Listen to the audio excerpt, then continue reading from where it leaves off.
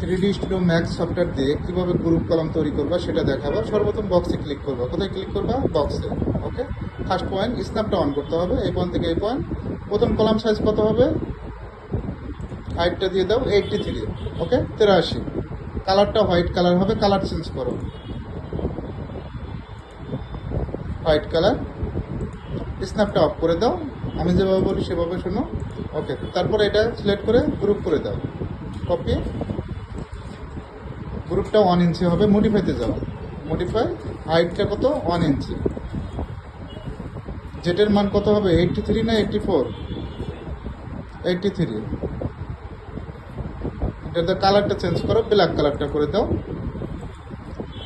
ওকে, আবার নিচের white অলটা select করো। কপি, 35, 35 হবে। আর জেটের মান কত হবে? জেটের মান 84, তাই না? আবার 1 ইঞ্চিকে সিলেক্ট করো। কত ইঞ্চিকে সিলেক্ট করবা? 1 ইঞ্চি। গ্রুপটাকে সিলেক্ট করো, 1 ইঞ্চি গ্রুপ।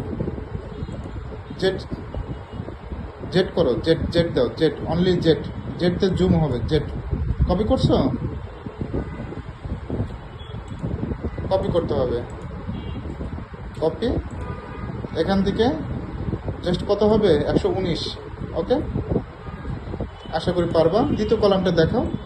এই কলামটা দেখাও। বক্সে ক্লিক করো, স্ন্যাপ অন, বক্সে ক্লিক। এই পয়েন্ট থেকে এই পয়েন্ট 83। কালারটা চেঞ্জ হবে।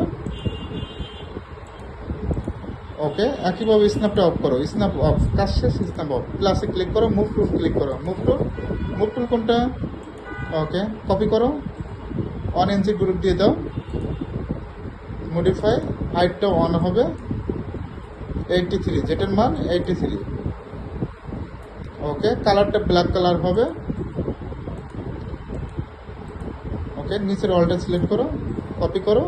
হাইট হচ্ছে 35, জেটের মান 84। কত?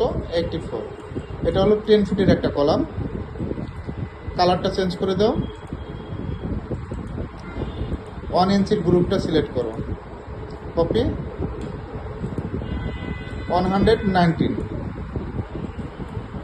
ওকে, একটু জুম করে দেখাও। বেশি জুম হয়ে যাচ্ছে। সিলেক্ট করো, সিলেক্ট করো, ক্লিক করো। জেট, জেট দাও, অনলি জেট। জেট দিলে কন্ট্রোল হবে। ঠিক আছে, আশা করি পারবা। ওকে।